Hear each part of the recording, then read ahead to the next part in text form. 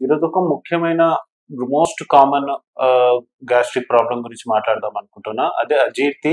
దాన్నే ఇంగ్లీష్ లో డిస్పెప్సియా అని కూడా అంటాము. నమస్తే, నేను మీ doctor J Shravan Kumar, consultant gastroenterologist, hepatologist, therapeutic endoscopic. నేను Renova NIGL hospital Banjara Hills road number 12 లో పనిచేస్తాను. అజీర్తి చాలా రకాలుగా ఉంటుంది.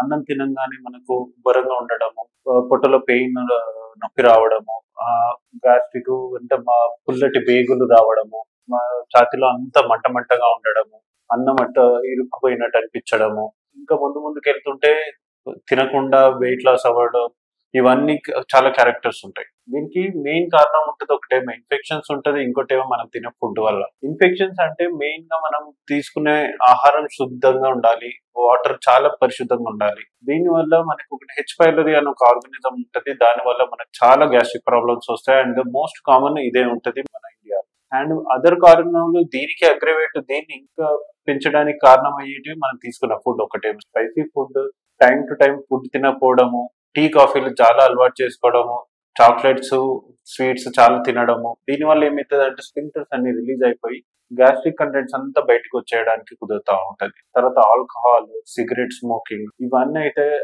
క్యాన్సర్ కూడా కారణం అవుతాయి. సో వీటికి చాలా ఇంపార్టెంట్ మనం డాక్టర్ దగ్గరికి వెళ్ళి కన్సల్ట్ అవ్వడం. ఈ మధ్య మనము రెగ్యులర్ గా హాస్పిటల్ వెళ్లకుండా నార్మల్ గా దొరికినట్టు టాబ్లెట్స్ తీసేసుకుంటా ఉన్నారు. బట్ అది లాంగ్ రన్ లో అది మంచి పద్ధతి కాదు. డాక్టర్ ని కన్సల్ట్ చేయడం వల్ల మీకు ఎండోస్కోపిక్ ప్రొసీజర్స్ అవుతాయి. అవసరమైతే వాటిని ట్రీట్మెంట్ చేయడానికి వేరే వేరే థెరపీస్ ఉంటాయి. సో నెగ్లెక్ట్ చేయకుండా ముందు క్యాన్సర్ కాకుండా, పర్ఫరేషన్స్ కాకుండా మీరు చూసుకోవాలి. ఓకేనా? దీనికోసం మేము రెనోవా ఎన్ఐజిఎల్ హాస్పిటల్లో స్పెషలిస్ట్ డాక్టర్స్ ఉన్నాము. అండ్ అట్ ఎనీ టైం మీరు మమ్మల్ని కన్సల్ట్ అవ్వచ్చు. నమస్తే.